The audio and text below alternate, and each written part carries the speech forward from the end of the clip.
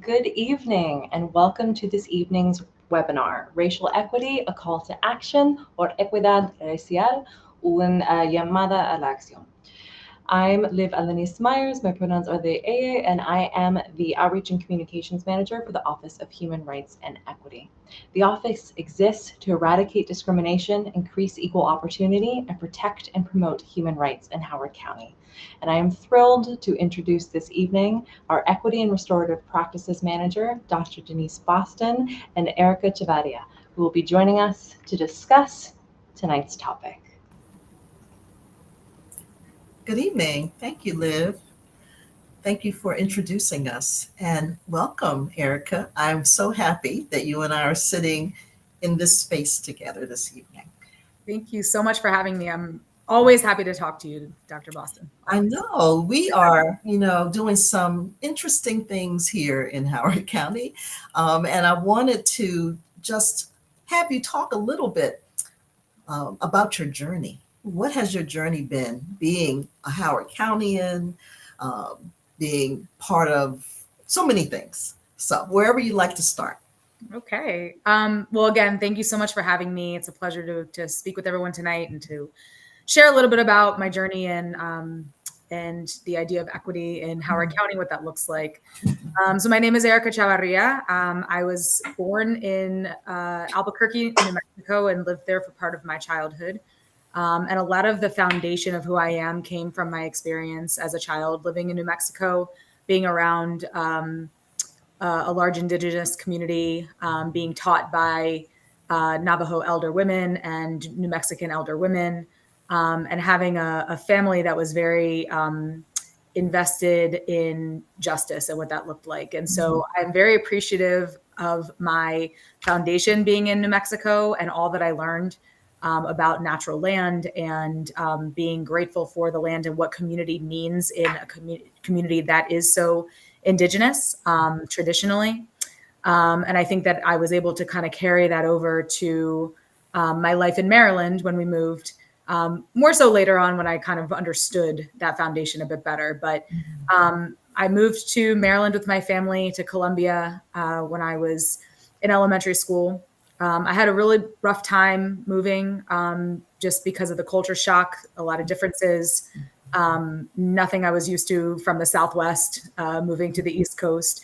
But I found that Columbia was a very special place and Howard County was a very special place. And I know that my parents moved to Columbia and to the Wild Lake District specifically because they are originally from New York City, where although it is incredibly diverse, neighborhoods are very segregated, and my family lived in a very segregated area. And so they wanted me to experience true diversity and what that would look like. And Columbia at that time, people were moving here because of the diversity and what that meant. On purpose. It was an intentional thing to move here. And so I was super fortunate to attend Wild Lake High School. I went through, Clemens Crossing Elementary School, Harper's Choice Middle School, Wild Lake High School. And although I was not the greatest student on the planet, I did very much appreciate and respect the environment that we were in at Wild Lake. And we were really prideful to be Wildcats because of our diversity and because we, killed it in every, we were the top of the line in sports and fine arts and choir and everything you can imagine. Wild Lake was number one. And we were super prideful about that. And I also learned from a very early time in high school what it meant to stand up for justice and really getting a good glimpse into the inequities that exist in schools. I'm not going to go into the very long story, but there were some policies that were coming down the pipe that were trying to be passed that would have very much negatively affected Black and Brown students in our school. And my freshman year, students and I started organizing, and we rose up and we did walkouts and sit-ins and protested these policy changes. And we actually ended up being defended by the ACLU pro bono, which all in all, the end matter was that students First Amendment rights superseded school rules or school policy.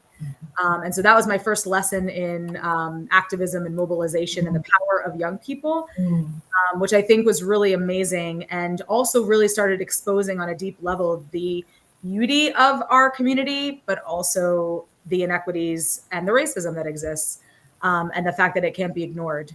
And so I've kind of taken all of that into my later life, becoming a teacher at Wild Lake, trying to sharing that story and really pushing for, anti-racism and equity work in the education system as well. Wow. So I know that's kind of a lot. Many more things to share, but those are kind of the foundational pieces of who I am. I love to give context, because I think when people see your work and they see the work that we're doing in Howard County around racial equity and in community engagement, there's always a story, right, that really encourages us to do this work. And I also went to Wild Lake. So as you were talking about Wild Lake, I was like, oh, but I was there way before you were there.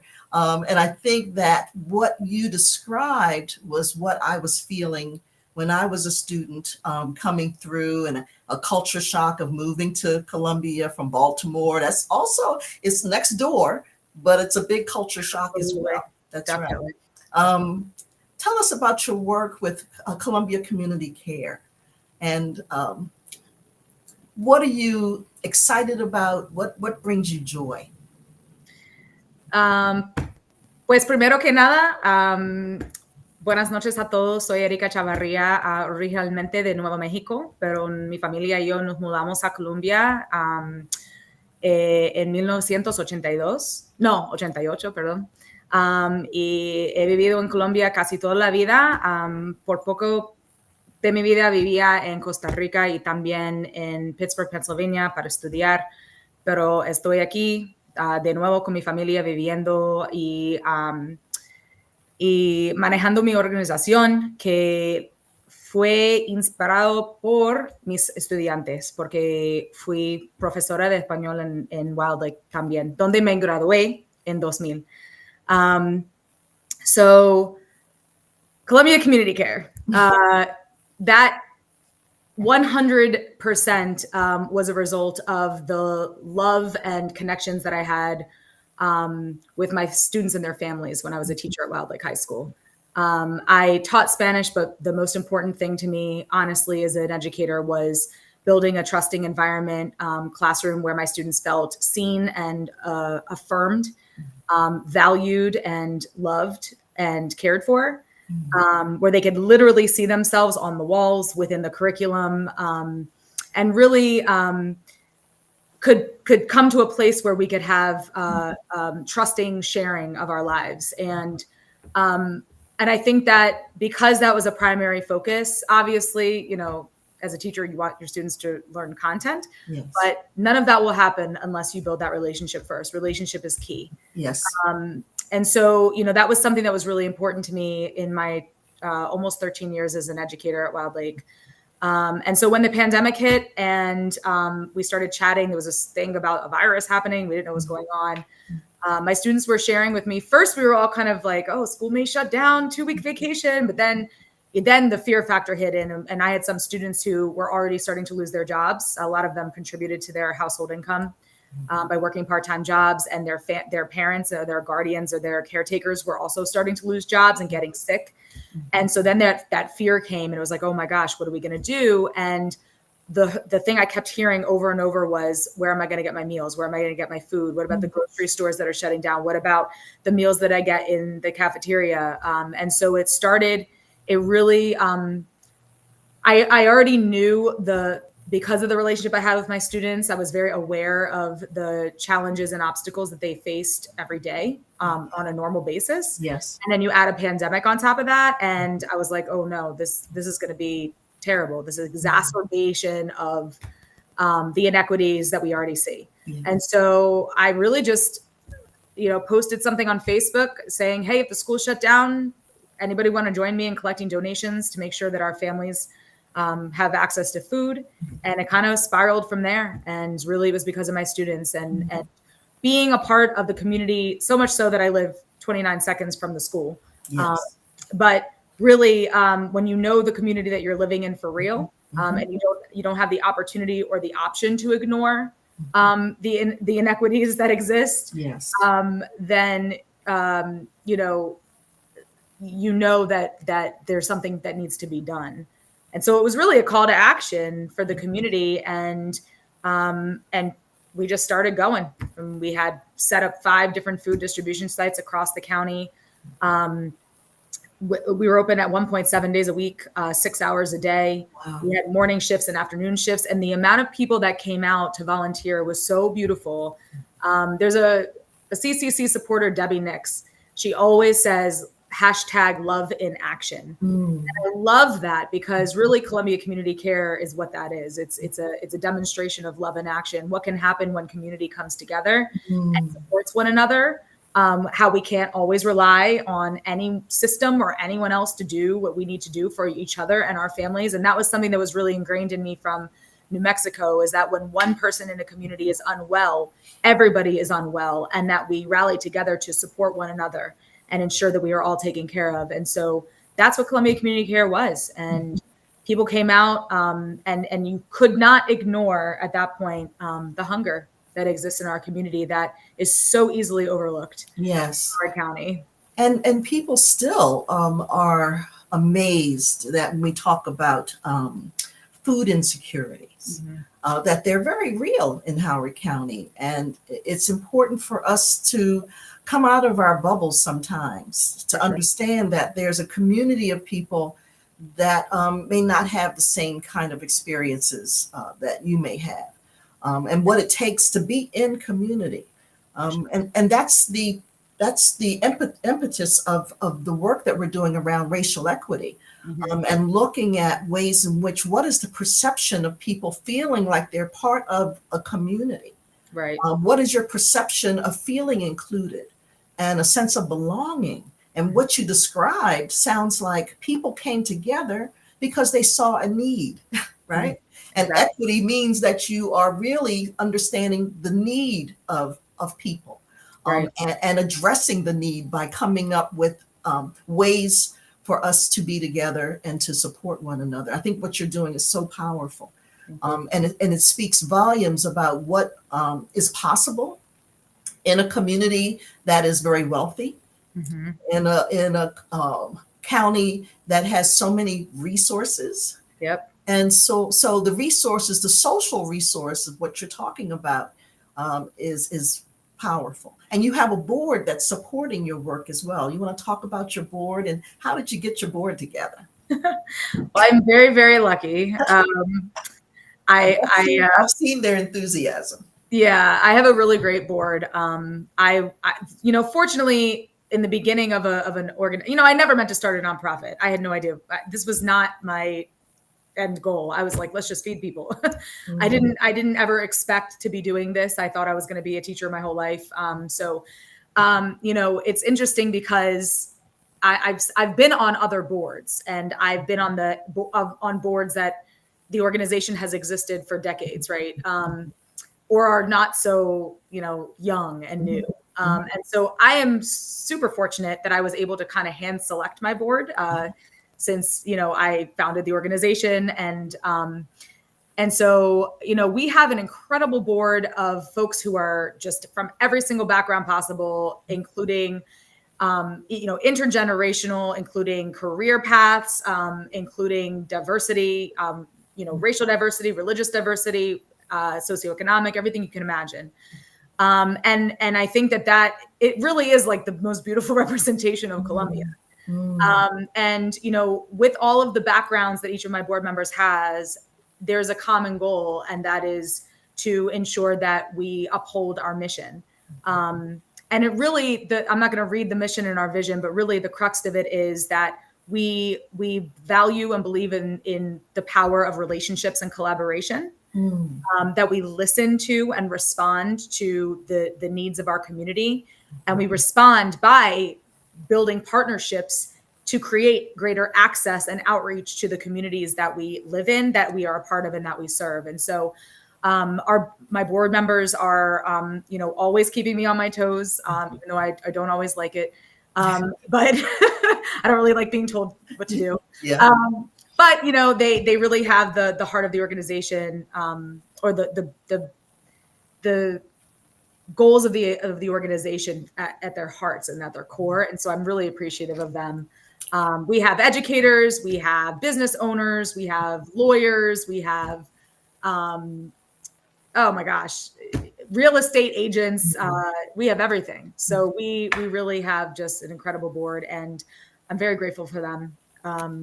Yeah, and it's kind of cool. So we'll see where that kind of tumbles down the line, in terms of overturn and who comes on next. And we've had folks reach out saying that they would like to serve on the board, which is awesome. So yeah, we'll see where that goes. But so far, they're always super supportive. Always trying to make sure that we are centering our mission and centering the voices of those most impacted by the decisions that we make and by the issues that we hear, that we try to address through our community programs and our youth programs and our hunger relief organization, or hunger relief program as well.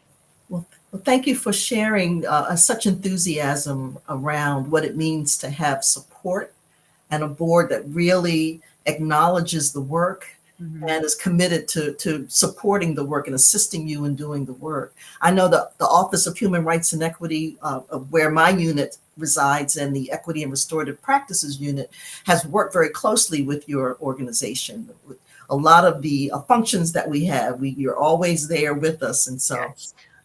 I know just how powerful your work is, and that you will show up. It's about showing up and being present, and collaboration. Yes. So powerful. So help the audience, help us define what racial equity is. What does it mean to you? I get that question all the time. How is it different from equity? When we look at racial equity more specifically, and why are we doing this work in Howard County? Yeah, that's a deep question. I mean, I think first and foremost, anything relating to racial equity has to first start with, at least the very minimum, is a acknowledgement of the 400 plus years of systemic racism that has impacted lives in this country, and that the foundation of this country is not a pretty one, and that we have to reconcile that. We have to think about, we have to have the courage to reconcile that, and to be uncomfortable in spaces where you might have feelings of guilt, or you might have feelings of I don't know how I fit. What am I supposed to say? It is high past time for uncomfortability, right? I mean, there's so much we can talk about right now relating to racial inequity in this country. In fact, I'm not going to go into that yet, but if we look at the data, that's why data collection is so important. Yes, if you look at the data, every single statistic or data point that deals with inequity, the number one factor is race. Yeah. It's not socioeconomics, although that does play a huge part, obviously. But the number one factor is race, and that's true for all systems and institutions. Yes. And so when you look at access to healthcare, for example, we know that Black women are not receiving quality care, particularly for births, right? Yes. I mean, the rate of deaths of mothers in birthing units and hospitals is I don't know the exact number, but much higher, right?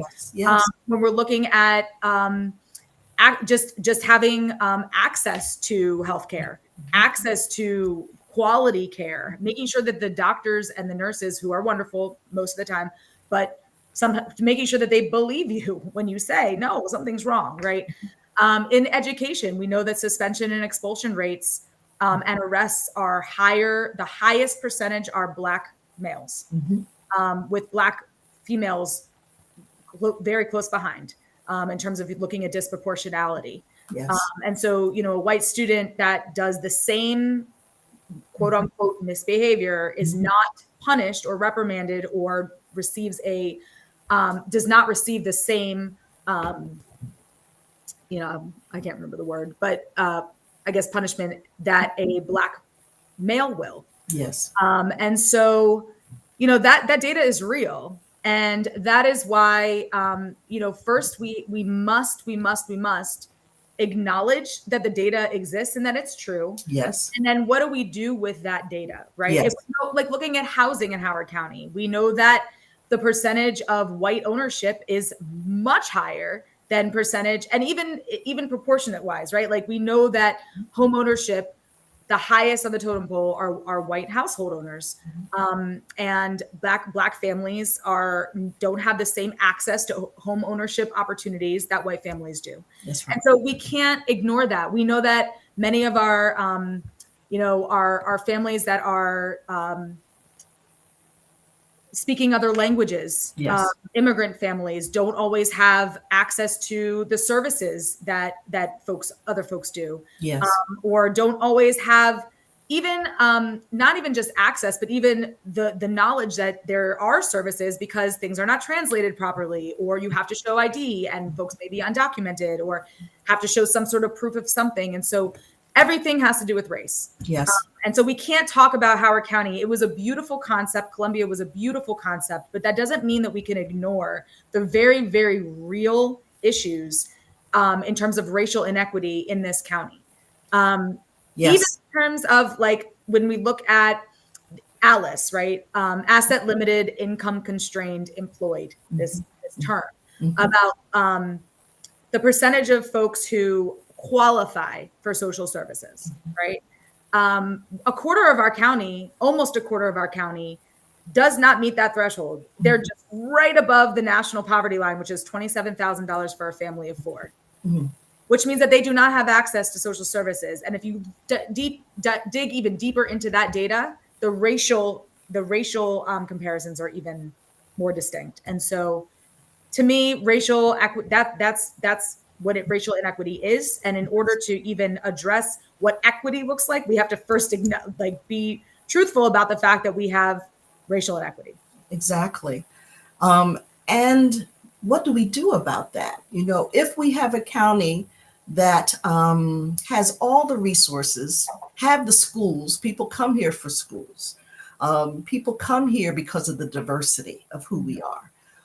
But I think it is something when we can lean into the ways in which proportionately people of color have been marginalized and under-resourced in ways that we must address. And we have to do it collectively. And the data will help us with proportionality, will help us see that this amount of people, this percentage of people are struggling. And to be a community of love and a community of healing and a community of hope means what you just described, that we must be in a situation of saying and acknowledging that it does exist. There's a quote I want to share with you, and it's from a racial equity organization. And they say, civic and community engagement includes strategies to organize individuals and collective action, just like you said, the collective action as well as the strategies to make sure that all voices in the community are heard as a part of inclusive decision-making. So when we center the voices of our communities, when we center the mothers and the families, when we center the young people who are feeling like the education may not be culturally responsive, when we center our elders, when we center people of color to say, what you have to share with us will teach us how to do better. And that we're open to listening, and not only open, we must have you at the table, because we can't do programs, Erika, if we don't know what we're doing the programs for and why. We can't come in as experts, and say, you've got it, and we're going to share with you. There's a co-creation of this work that we're talking about. Yeah, and I think that that's the common strategy that we see. And so doing something different is necessary, right? And I think communities are super aware of that, of the way that it's typically done, right? Like we have an outside organization that comes into a community and says, you know, we are going to do this for you. And, you know, it's a very savioristic way of thinking, very kind of imperialistic way of thinking. Going into a community and telling the community what they need without the community actually voicing what they need, nor inviting or asking for people to come in the first place. But then also like not centering the voices of the actual community that's being affected by the potential problems. And then including them, or even having them be the ones to develop the plan to address the issues.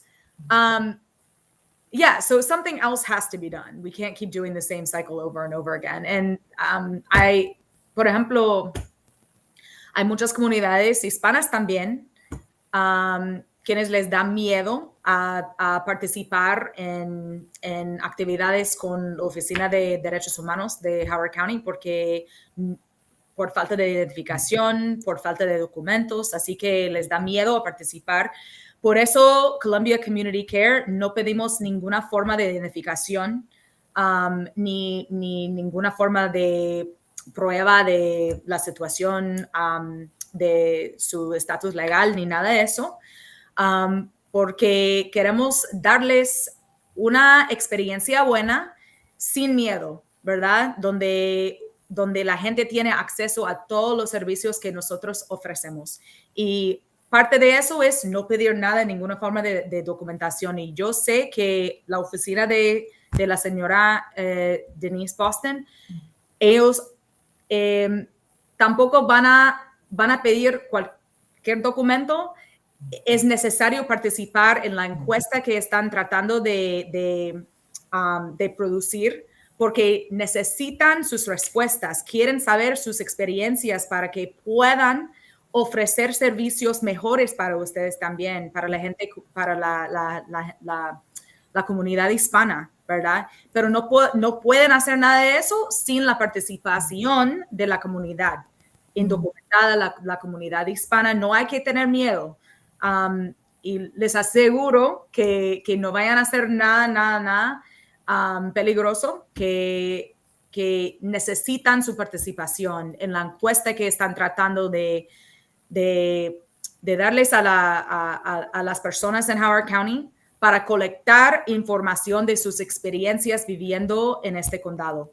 Así que es bien importante participar en la encuesta. Hay una encuesta en español y todo va a salir por su página de Facebook, por su página de Internet, por su página de Instagram. Así que si ustedes miran o se notan la encuesta por cualquier lado, por favor, tomen la encuesta porque necesitan sus respuestas, por favor. We're very fortunate to have you here in Columbia and in Howard County. You know, we're all, it's just all one county, really. And working to be one county is so important. Not Savage and not just Elkridge and not Ellicott City. And, you know, we are here to build a county that really is so inclusive, a county that really understands the importance of seeing each other, not just at festivals, right? But to see each other and have conversations with each other and to listen intentionally and attentively to one another. Just for me to listen to you speak your language brings me chills. I was with a group of African diaspora Howard Countyans last week, and they made me feel so honored to be in their presence when they were telling their stories of what it means to be Howard Countyans from their perspectives. And so our focus groups have been so important to this work, because surveys don't tell you the story alone. And you can have, 1,000, 2,000 people filling out your survey if you're lucky, right, to have that kind of engagement. But when we have targeted conversations with populations and groups like young adults, we're going to be talking to young adults between 18 and 35. What does it mean for them to live here? And what does it mean for our elders of color to live here? My parents have passed away, but I know that they had stories. Nobody ever went to my parents to ask them about their experience living here. Yeah. A Black man moving from Baltimore to Columbia. No, I mean, I sat at his knee to listen to his story.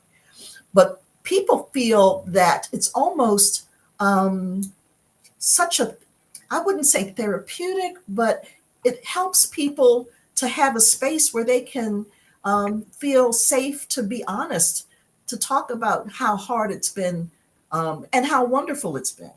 Mm-hmm. So we're not going out there just getting, bad stories. We're getting stories about survival, mm-hmm. how people have survived without no cars. There's a lot of families who do not have cars here. Yeah. And how they have made and navigated working, going to school, going, traveling across county. When I hear those survival stories, it just tells me that we're missing something when we don't engage in attentive listening and creating spaces that really helps people to say, wow, this is the first time anybody really cared about how I felt about things. Yeah. And so I want to encourage people to take the survey, please. The racial equity survey is going to be here in the chat for you. Everybody should take it. People would ask me, why should I take it? Why should I take the survey? Because we're interested in everyone's perceptions. And we're interested in listening to the stories in order for us to address mm-hmm. the inequities, for us to see that we have to restore, like you said, the harm, where people have felt like, I've been talking about, affordable housing for 10 years and no one has done anything really concretely. There's surveys that's going out and people are gathering data, but what is the tangible outcome? Right. And so we want to make sure that we have tangible outcomes. And that's our commitment doing this work, Erika, because people are not going to trust us if we keep asking them to share some vulnerable, uncomfortable things about their lives and nothing is done. Yeah. To me, that's so disrespectful. Agreed. That action piece is key. Because folks will, those who take that step and do trust will then distrust.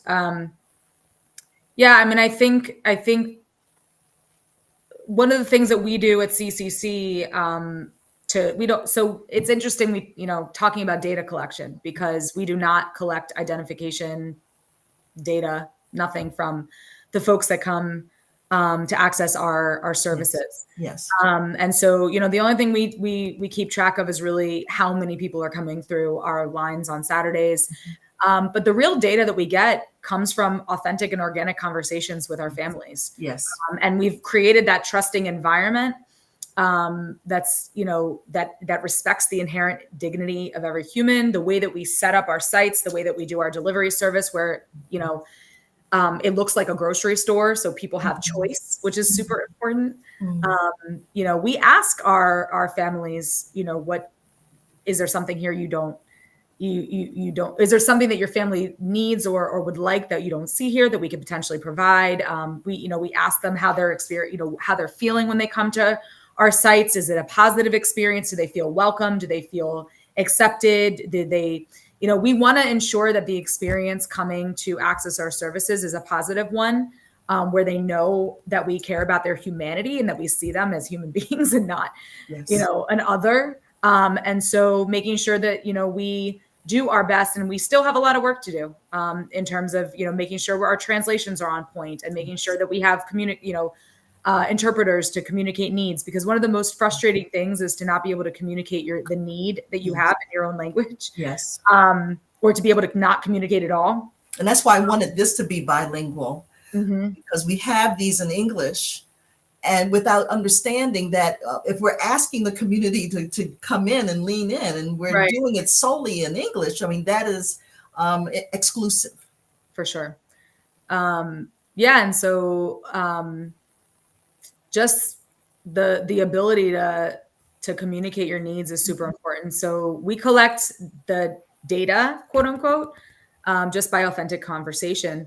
So we know that, for example, very early on, we realized that a lot of folks were asking for maseca to make tortillas. And so we make sure that that's one of our staples. We provide maseca. And, we're hopefully going to be doing some work in the future around, and this is, hopefully with partnerships and collaboration, we can get this done. But one of my main goals is to really ensure that the products we are providing, if there is a possibility of flipping those products to buy from local businesses that create those products, to creating our local economy, to boosting our local economy, to supporting local businesses, to supporting Black and Brown owned businesses in our county that are producing some of the products that maybe we buy from Costco or Lidl or wherever we get them from. That's something that we're also looking to do, and ensuring that we always do this with a culturally sensitive lens, that we are building relationships to provide the products that our community wants, needs, and would love to be able to access, and that we're doing it in a way that really focuses on building up our own community and our own economy. We have a question in the chat, Erika. Liv, can you share with us what the question is? Oh, thank you. So what is Howard County's plan or actively doing to help Latinos?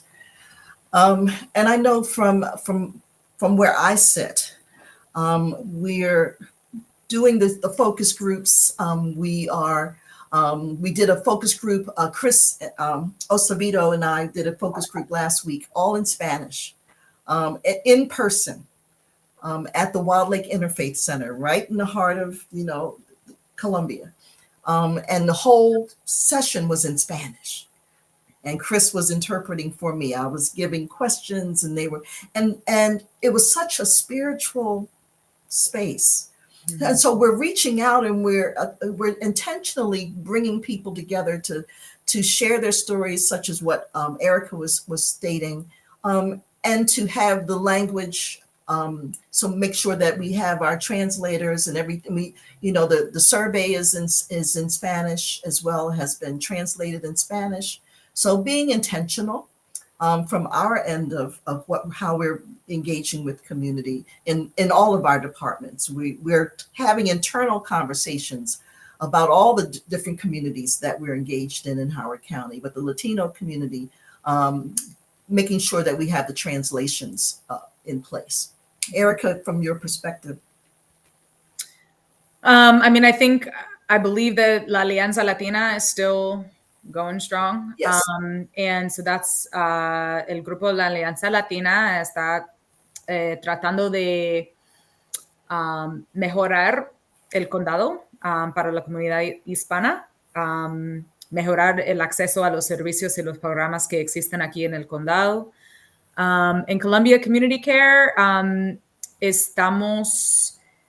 el plan del futuro es construir un centro comunitario para poder proveer servicios y programas específicamente para la gente latina también, para también poder desarrollar sus negocios. Hay muchos hispanos que tienen sus propios negocios, que están trabajando día tras día tras día,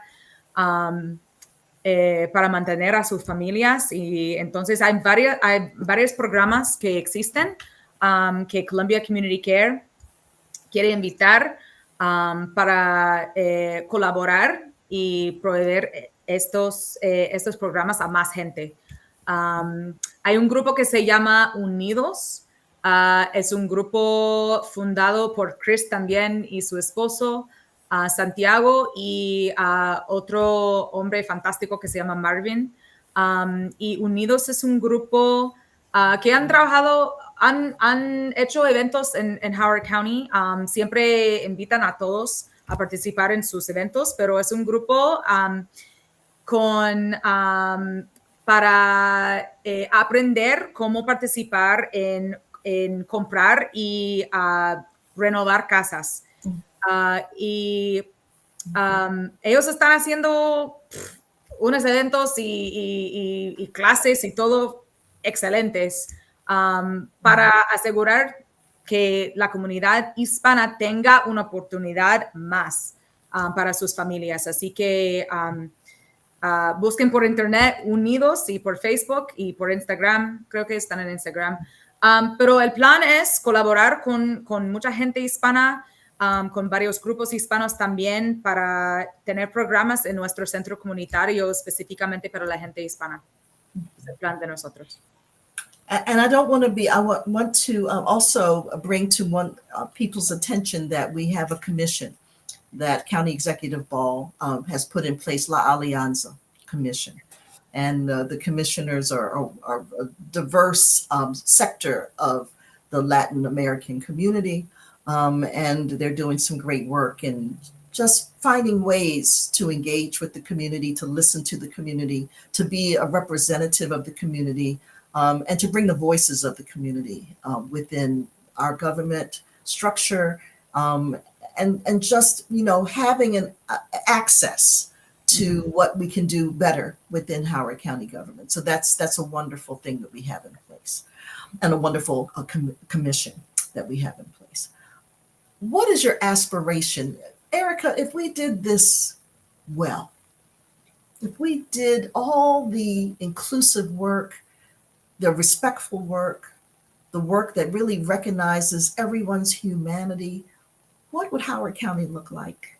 What do you think?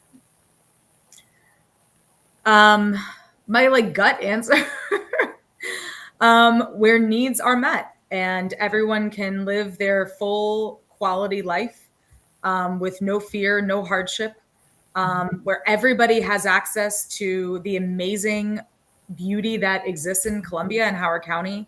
We are so fortunate to live here. I really do. I've lived many other places. I've lived abroad. I've lived in another state, multiple other states. I've visited many places, and there's something truly special about Howard County and Columbia in particular. Every morning, or I try to every morning, I go run in the paths behind my house, and I always think like how fortunate I am to be able to do that.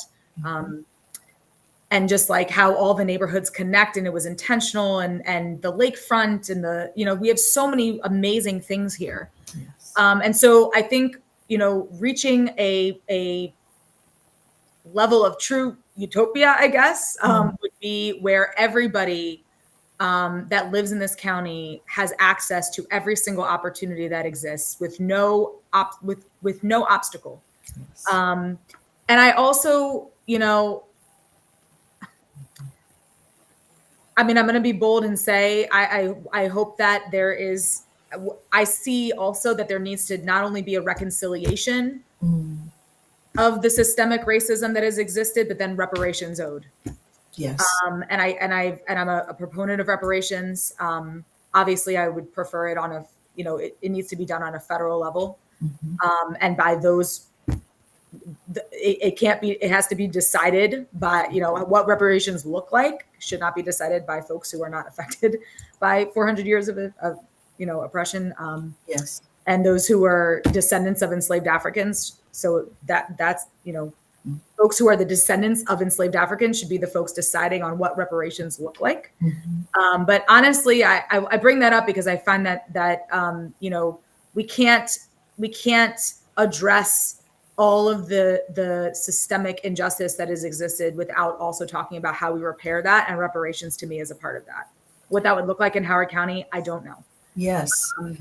That's aspirational though. It is. And it really gives us something to look forward to, and why this work is so important, and why a collective endeavor in this work, partnerships that are really authentic. You know, we're doing things in silos. We're still doing things in silos. Yeah. And we still have the same kind of goals in mind, but we shouldn't be, you know, competing against each other at all. We should be in harmony.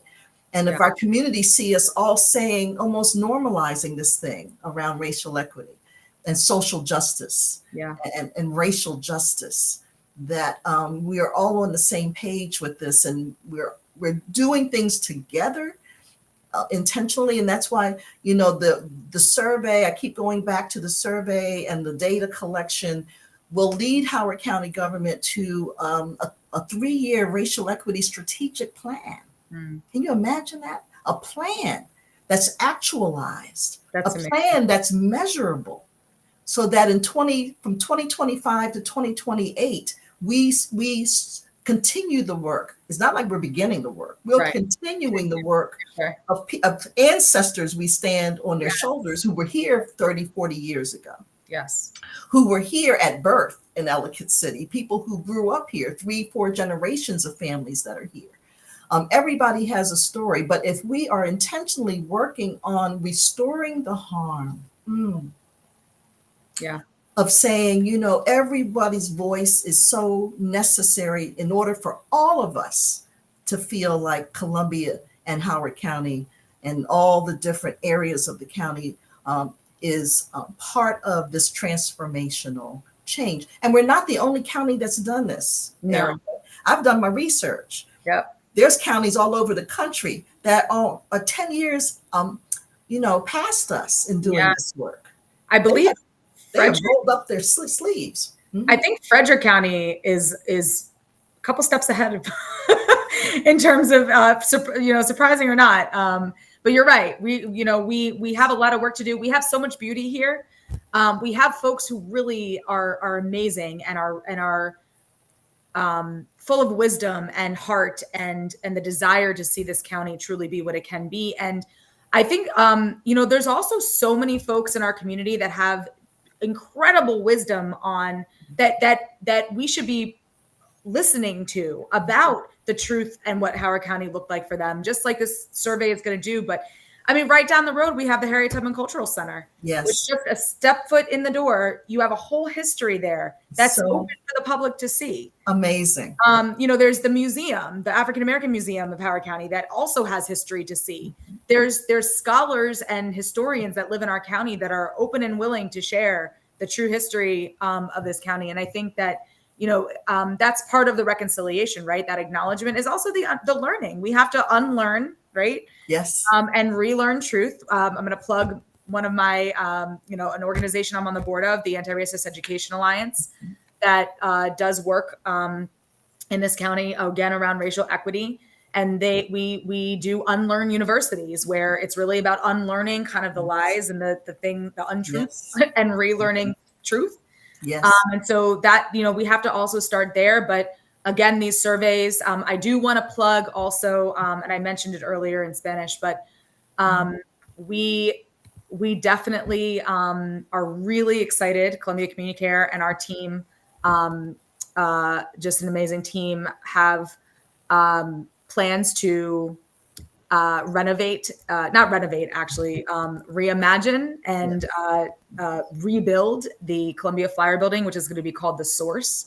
And I see a lot of, like, when I think about what Howard County can be, and I think about addressing what could Howard County look like in racial equity, right? Yes. What it can look like is this new community center that we're planning on building. It's a one-stop shop for all your needs: mental health care, physical health care, sports and activities, event spaces, food halls, communal spaces, spaces to just be safe, young people to have a safe space to go where they're not, quote unquote, trespassing, and really trying to provide all of those opportunities and access for young people and their families that they may not find. And so, I'm really looking forward to That's exciting. Course, what it's going to mean for our young people. We always, a lot of times we hear, all of the negative, there's this happening and there's that happening, and our young people this and the families this, but this is going to be a space where our young people can come and thrive and have access and be happy and healthy and restorative. It's going to be a restorative hub. And I know that you know what I mean by a restorative hub. Yes. But a place of healing and a place of joy and a place where you can grow and follow your passions and your dreams and have access to just basic needs, right? Mental health care, physical health care, sports activities, and classes and programs and all of the things that we're trying to bring. And so we're really excited about bringing that. And so I see that as the future of Howard County in a Howard County that is equitable. That's equitable, and that people can come from all parts of the county to that site. Yep. Collectively in harmony with one another. So, because sometimes our schools are so segregated But if there's a hub where people from all walks of life can come and party together, Yes. this work is about joy, right? It is. Yes, it is. And honestly, one of the fun things that me and my business partners have been doing recently is, we're planning on having a food hall, and it's gonna be, local businesses with diverse cuisine, and the resounding,